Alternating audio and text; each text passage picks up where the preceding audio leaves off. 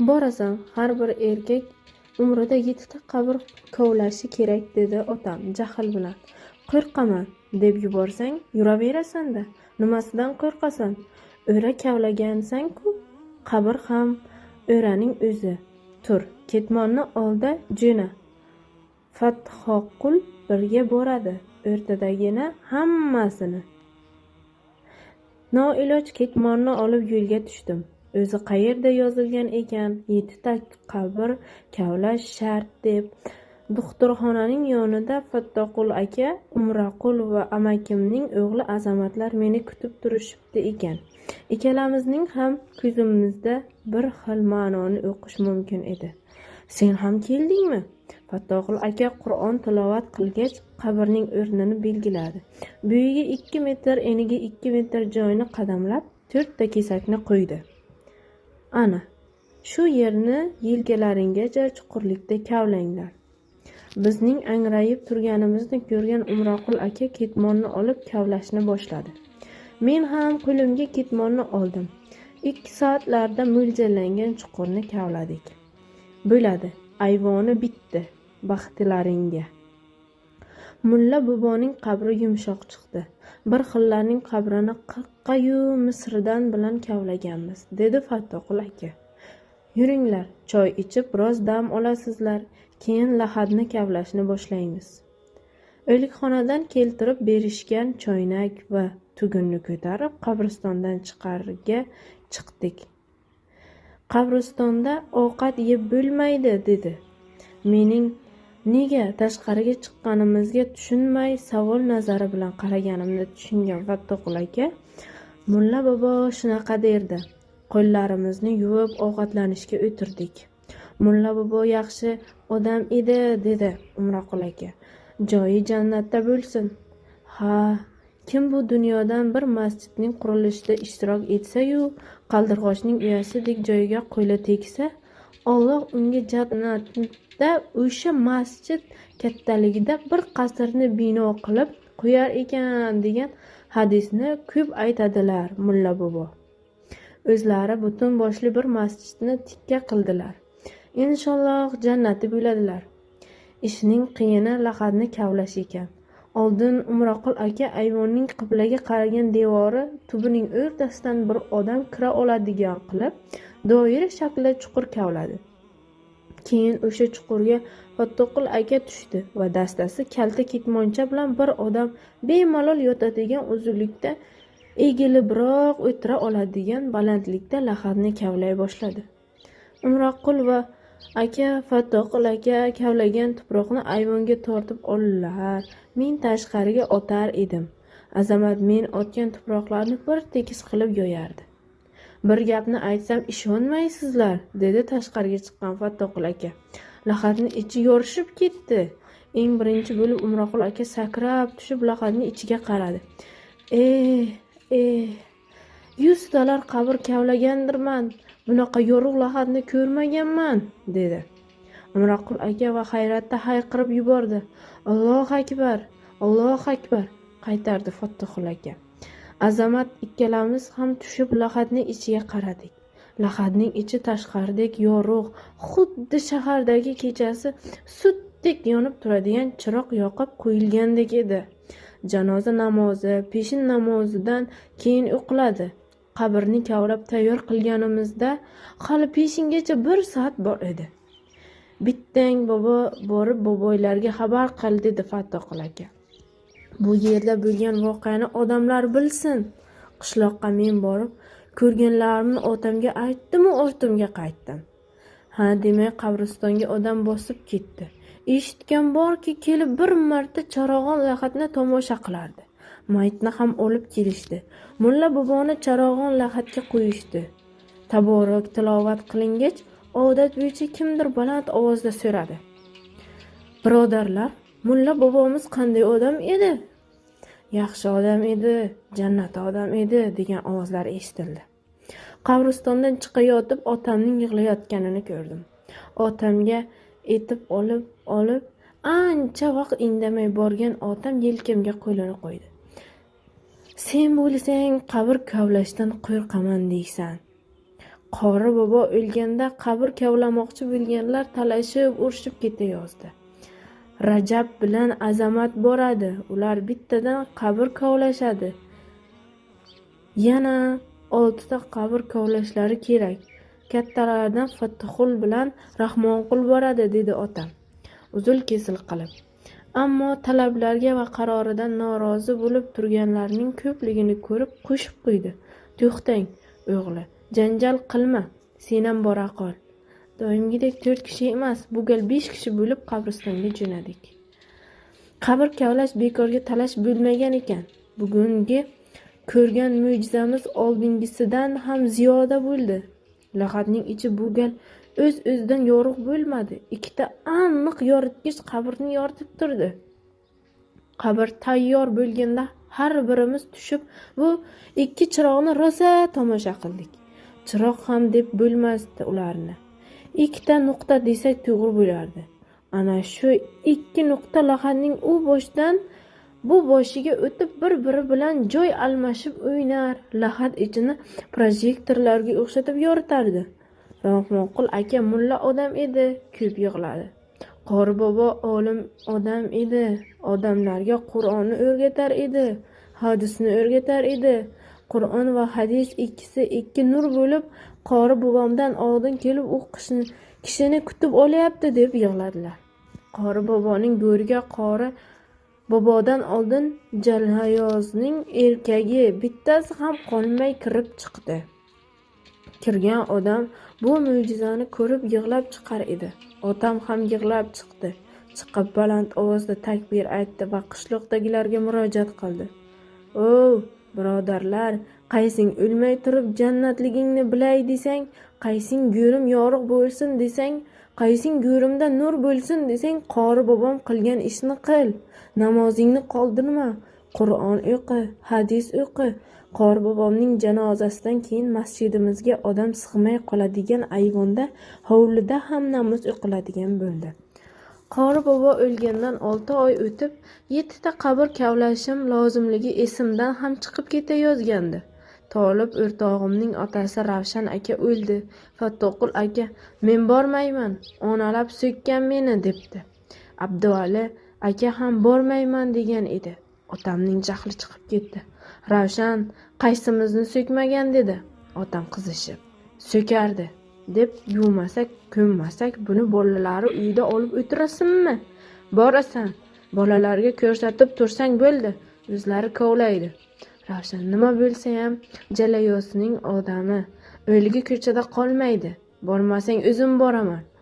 Abduvali aka boradigan bo'ldi. Sunnat aka ham bizga qo'shildi. Qish yaqinlashib qolgandanmi, havo sovuqligidanmi ishqilib qabr kavlanadigan yer qattiq chiqdi. Boshqa yerdan kavlab ko'rdik, foydasi bo'lmaydi. Ayvonni kavlashga 40 qa ishlatdik. Lahadni kavlashda kalta misrdan ishlatdik. Ana shunda Fattoqul akaning birinchi qabr kavlashga borganimda aytgan gapi esimga tushdi. Bir xillarning qabrini kirkayu misr bilan kavlar edik. Marhumni olib kelishganda ham hali lahad tayyor emasdi. Tobutni ko'tarib kelganlar biror soatda qabristonda turib qolishdi. Iloji bo'lmasa biz ham nima qilaylik? Ichkaridan toshlarni bo'laklab chiqayotganimizni ko'rib turgan kattalar ham bir so'z aytmay kutib turishdi. "Juda hayallaring, o'g'lim", dedi ayvon tepasiga kelgan otam. Men lahad kavlayotgan edim. Boshimni chiqarib otamni ingladim. Otam tushib lahadga bosh suqdi-yu, "Astag'firulloh" deb yubordi. Keyin sekin qulog'imga shivirladi. "Birovga aytmanglar." Qop-qorong'u lahadning ichi chidab bo'lmaydigan darajada badbo'y edi. Odatda qabr kavlaganlar qabristondan eng oxirida chiqib ketishadi. Kirka-yu misralarni yig'ishtirib qo'yib ketmoqchi bo'layotgandim. Yangi qabr oldida tiz cho'kib turgan Tolibga ko'zim tushdi. Yoniga bordim. Hammasini eshitdim. Azamat aytdi. "Jo'ra", dedi Tolib xafa bo'lib. "Otamning o'zi yomon so'kar edi. Hammamizni so'kar edi.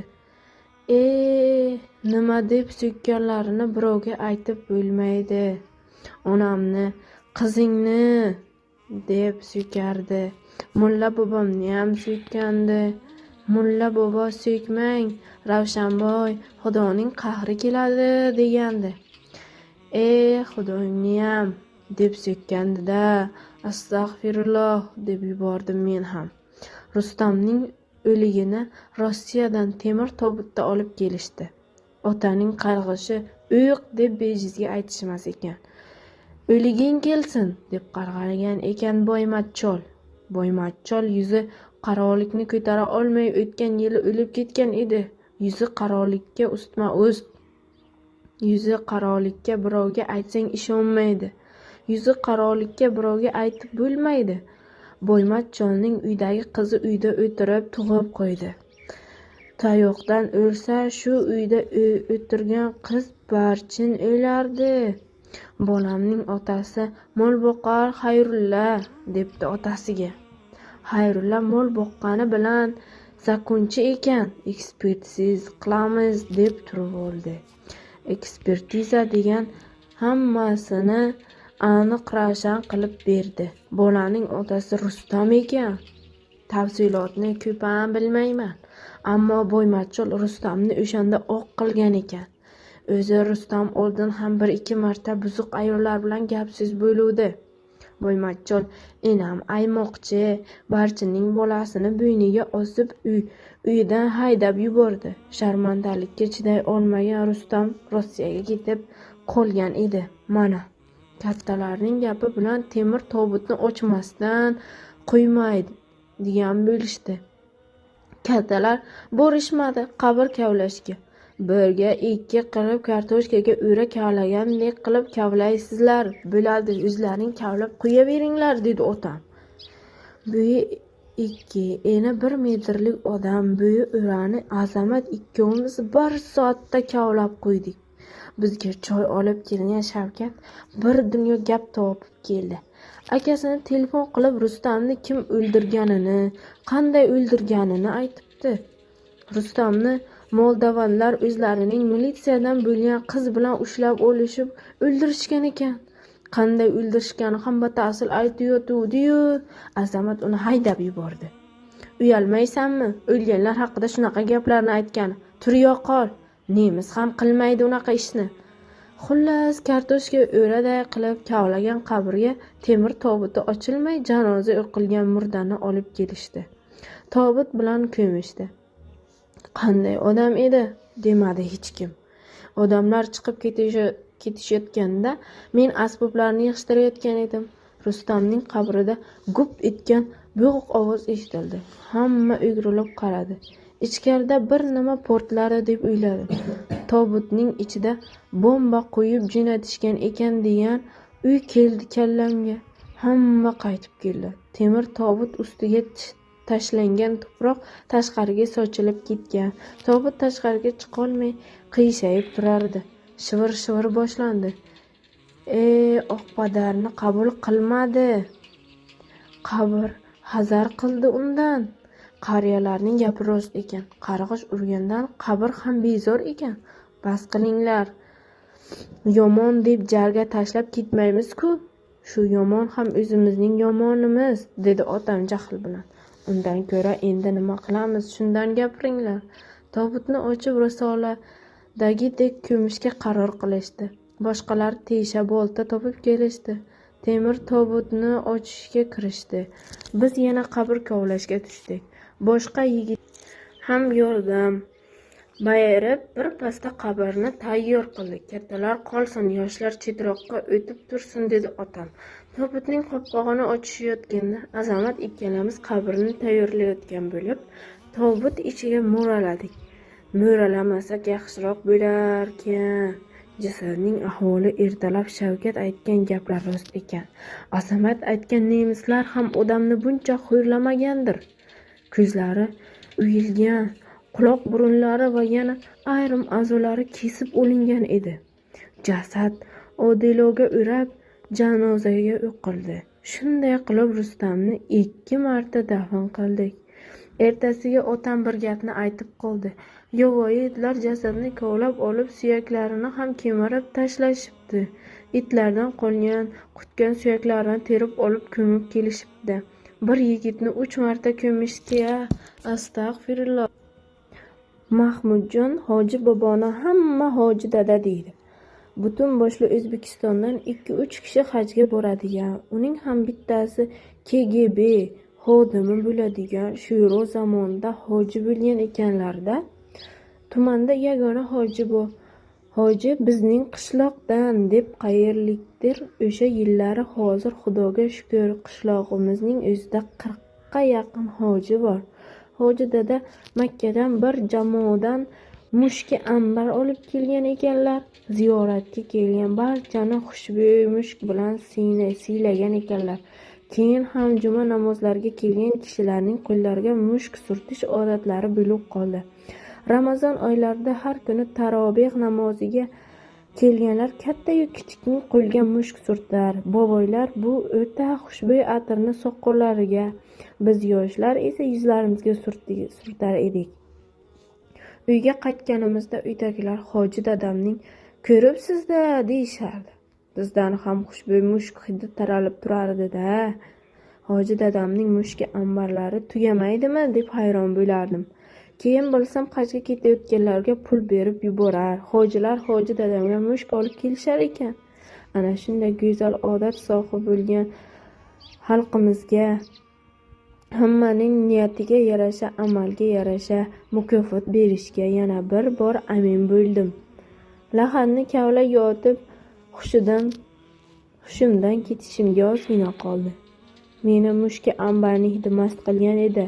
Lahaddan chiqayotgan bu mushkning hidi dunyoda bo'lgan biror hidga o'xshamas edi. Dunyodagi eng qimmat atir bu hidning oldiga o'zining atirligini yo'qotar edi. Lahadga birma-bir bosh suqib chiqqan hojilar o'zlarining qilgan ishlaridan afsus qildilar. Ular o'zlarida bo'lgan barcha qimmat mushklarni olib kelib, janoza namozidan keyin hoji dadaning tobutini ustidan sepishgan ekan. Bizlar sepgan mushkning mushkligi qolmadi, dedi Olimxon, hoji ko'zlaridan yosh oqizib. Haqiqiy mushk bu yerda ekan. Biz sepgan mushklar qishloqdan qabrgacha hoji dadamning ruhlarini xushnud qildi xolos. Mana bu mushkni ambar hoji dadamni qiyomatgacha xushnud etadi. Inshaalloh. Ishonamanki, bu muattar ambar jannati naimidan kelayapti, vallohu alam. Har bir kavlangan qabringda bir mo'jiza bor ekanda. Biror ayri alomati bo'lmagan qabr ham kavladingmi? Deb so'ramoqchi bo'lib turibsiz-a? So'rang. Kavladim.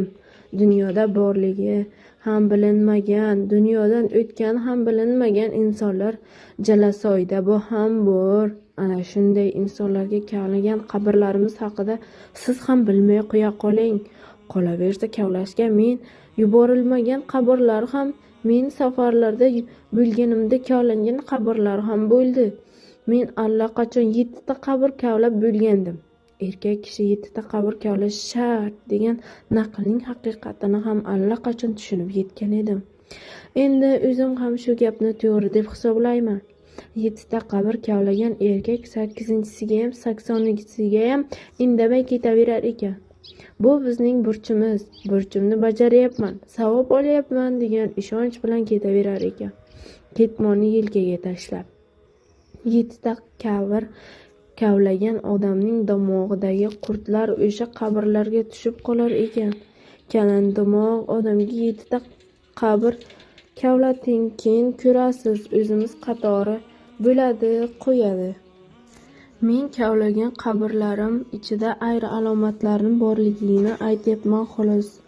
Dolim parasining qabridan ilon chiqdi. Bizda sudxur deyishmaydi. Lahaddagina emas, qabrning ayvonidan ham otilib chiqib ketdim. Men kavlamayman, qo'rqaman dedim, labim pirpirab. Qo'rqma dedi, indamay lahadga kirib ketayotgan Fattoqul aka. Hali qo'rqmagansan-da, ana shu dolim parasining otasiga go'r kavlaganimda ham ilon chiqqan edi. Bu ilondan hali yana 5-6 ta chiqsa kerak. Ularning sen bilan ishi bo'lmaydi. Ular o'zlariga kerakli odamni kutib betoqat bo'lishyapti. Haqiqatdan ham lahadni tayyor qilguncha Fattoqul akaning bor jonivor, hali vaqtli, hali odam kelgani yo'q degani ichkaridan ko'p bor eshitilib turdi. Lahaddan horg'in chiqqan Fattoqul aka chim ustiga o'tirgach tayinladi. Lahadning ichida 12 ta teshik bor. Har qaysisidan ikkitadan 24 ta ko'z yaltirab o'ljasini poylab turibdi. Birovga aytib yotmanglar. Endigisini eshitgan bo'lsangiz kerak. Jannatmakon Eshon bobomning qabrlari haqida eshitmagan odam yo'qdir. Qishlog'imizda eshonlar ko'p, hammasining otini qo'shib falonchi eshon deb chaqirishadi. Eshon bobom bitta. Faqat u kishigina hamma eshon bobom deydi. Otalar ko'p ulug' olam. Naqshbandiylik tarqating pirlaridan edilar. Hamma hazratim deb aytadigan bu zot sohibi karomat edilar. O'tganlaridan keyin ma'lum bo'ldiki, hazratimiz avliyolik darajasiga yetgan ekanlar. Hazratimdan keyin ulusga halol haromni ajratib berish Eshon bobomning zimmalarida edi. Eshon bobomdan dars olmagan odam qishlog'imizda yo'q edi. Eshon bobomni yo'qlab butun O'rta Osiyoda ziyoratchilar kelishardi. Ammo Eshon bobom kamtar va kamsuqum inson edilar. To'y, hasham, ma'rakalarda odamlar bergan ehsonlarni boshqalarga tarqatib ketar edilar. U kishiga qo'yilgan kunlari olib, markadan chiqib ketishda darvozada qator turgan odamlarning ichidagi ust-boshi yupinroq biror kishining yelkasiga tashlab o'tib ketar edilar. Eshon bobomning darvozasi qishin yozin kecha-yu kunduz yopilmas edi. Eshon bobomni yo'qlab borgan odam yo shogirdlariga dars berayotganlarga yoki namozda o'tiradigan holda turib Qur'on o'qiyotganlarga guvoh bo'lardi. Eshon bobomnikiga bordim, uxlayotgan ekanlar degan odamni ko'rmaganman. Hatto biz bahslashib Eshon ayamdan ham so'raganmiz degandilar bir safar otam. Eshon bobomning uxlaganlarini siz ko'rganmisiz deb. Uxlaydilar, ammo biz ham ko'rmaymiz degandilar Eshon ayam. Eshon bobomgacha ham, Eshon bobomdan keyin ham qabr kavlashga 12 kishi bormagan. 100 ta talabgorning ichidan tanlab olingan o'sha 12 kishi navbat bilan tushib qabr kavlagan. Ayvoni tayyor bo'lib, endi lahadni kavlashni boshlagan edikki, ayvon devorlariga Bismillahirrohmanirrohim degan yozuvlar paydo bo'ldi. Bu paytda bizning qanchalik hayratlanganimiz yashirib nima qildim, vahimaga tushganimizni tasavvur qila olmaysiz. Qibla tarafdagi devordan tashqari uchala devorda ham yozuvlar paydo bo'ldi. Ikkita yigitni qishloqqa choptirdik. Lahad tayyor bo'lguncha haligi yozuvlarning ustidan bir necha Alloh akbar degan yozuvlar chiqdi. Yoshim 50 ga kirib bunaqa sinoatni ko'rmagandim, dedi Fattoqul aka. Eshon bobomning biz bilmagan boshqa xislatlari ham bor ekanda. Qishloqdan odamlar yetib kelganda oldingi 2 yozuvlarning ustidan 3-yozuvlar paydo bo'lib ulgurgan edi. La ilaha illalloh Muhammadam Rasululloh tumonat odam yig'ildi. Hamma bu sinoatdan lolu hayron edi. Kelganlar yonlaridagi telefonlariga bu yozuvlarni tasvirga ola boshlashdi. Biz vahimada qolib shu ishni ertaroq qilmaganimizga afsus qildik. Sababi yozuvlar 3 qavat bo'lib ketganidan endi ular bir o'qishda ravon o'qilmaydigan bo'lib qolgan. Ayrimlar bular aniq yozuvlar emas, uzuq-yuluq harflar yig'indisi deyishgacha borishgan. O'zlaring yozib chiqmadinglarmi deb so'radi hokimiyatdan kelgan kishi. U kishining qo'liga bir cho'pni berdim. Bitta harf yozib ko'ringchi. Haligi odam biror harf yozolmadi. Ayvon devorining tuproqlari shuvillab to'kilib ketaverdi. Olimlarni chaqirish kerak, dedi kimdir. Gazetadan, televideniyadan odam chaqirish kerak, dedi yana kimdir. Ancha davom etgan bahs munozaraga Eshon bobomning ukalari nuqta qo'ydilar. Bu Eshon bobomning jannati ekanliklariga bir alomat. Qolaversa qolganlarga, ya'ni sizu bizlarga bir ibrat. Bu yerda olimlar qiladigan ish ham yo'q, televizordan ko'rsatadigan narsa ham. Yuringlar, janozani o'qiylik. Eshitmaganimisiz? Marhumni kuttirmanglar, tez ko'minglar. Mazmunidagi hadisni. Eshon bobom ham, Eshon bobomga ham mahtal bo'lib qoldilar.